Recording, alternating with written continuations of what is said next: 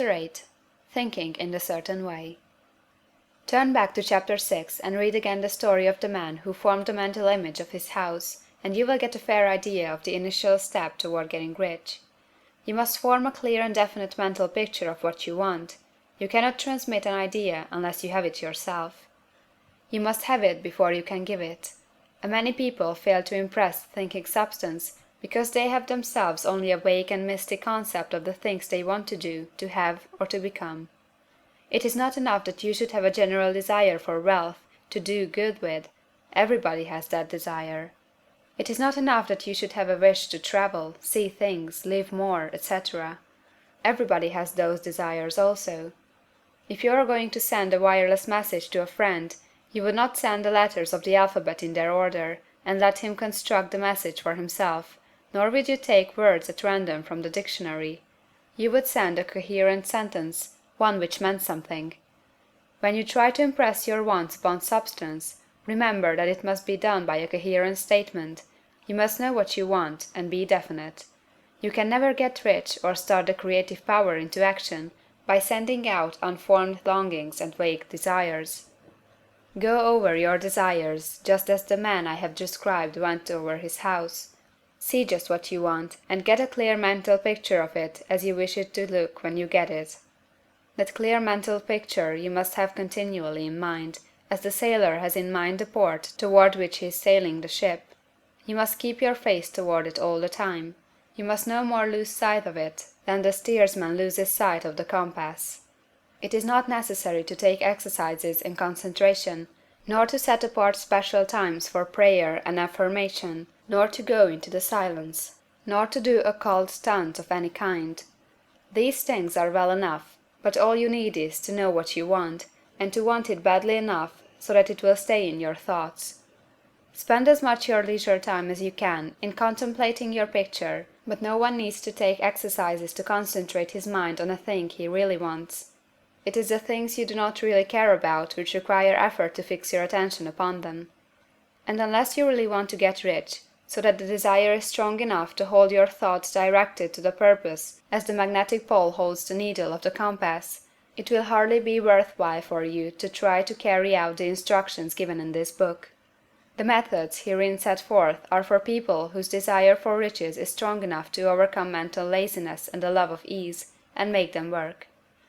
The more clear and definite you make your picture then, and the more you dwell upon it, bringing out all its delightful details, the stronger your desire will be, and the stronger your desire, the easier it will be to hold your mind fixed upon the picture of what you want.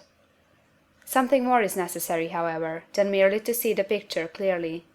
If that is all you do, you are only a dreamer, and will have little or no power for accomplishment. Behind your clear vision must be the purpose to realize it, to bring it out in tangible expression. And behind this purpose must be an invincible and unwavering faith that the thing is already yours, that it is at hand, and you have only to take possession of it. Live in the new house mentally until it takes form around you physically. In the mental realm, enter at once into full enjoyment of the things you want. Whatsoever things ye ask for when ye pray, believe that ye receive them, and ye shall have them, said Jesus. See the things you want as if they were actually around you all the time. See yourself as owning and using them. Make use of them in imagination just as you will use them when they are your tangible possessions. Dwell upon your mental picture until it is clear and distinct, and then take the mental attitude of ownership toward everything in that picture. Take possession of it, in mind, in the full faith that it is actually yours. Hold to this mental ownership. Do not waver for an instant in the faith that it is real. And remember what was said in the preceding chapter about gratitude. Be as thankful for it all the time as you expect it to be when it has taken form. The man who can sincerely thank God for the things which as yet he owns only in imagination has real faith. He will get rich. He will cause the creation of whatsoever he wants. You do not need to pray repeatedly for things you want. It is not necessary to tell God about it every day. Use not vain repetitions as the heathen do, said Jesus to his pupils, for your Father knoweth that ye have need of these things before ye ask him.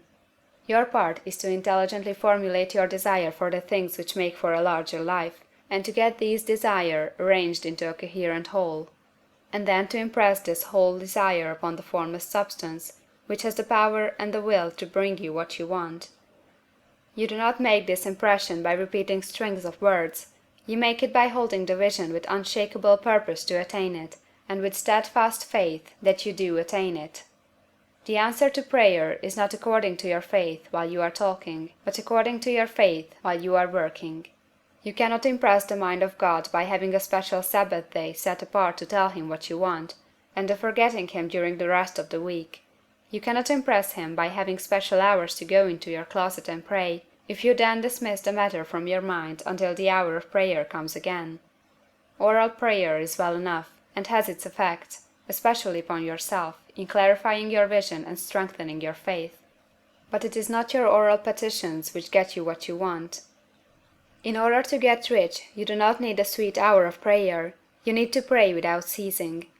And by prayer I mean holding steadily to your vision, with a purpose to cause its creation into solid form, and the faith that you are doing so. Believe that ye receive them. The whole matter turns on receiving, once you have clearly formed your vision. When you have formed it, it is well to make an oral statement, addressing the Supreme in reverent prayer, and from that moment you must, in mind, receive what you ask for. Live in the new house, wear the fine clothes, ride in the automobile, go on the journey, and confidently plan for greater journeys. Think and speak of all the things you have asked for in terms of actual present ownership. Imagine an environment and a financial condition exactly as you want them, and live all the time in that imaginary environment and financial condition. Mind, however, that you do not do this as a mere dreamer or castle builder.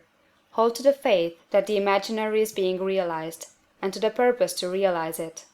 Remember that it is faith and purpose in the use of the imagination which makes the difference between the scientist and the dreamer. And having learned this fact, it is here that you must learn the proper use of the will. End of chapter 8.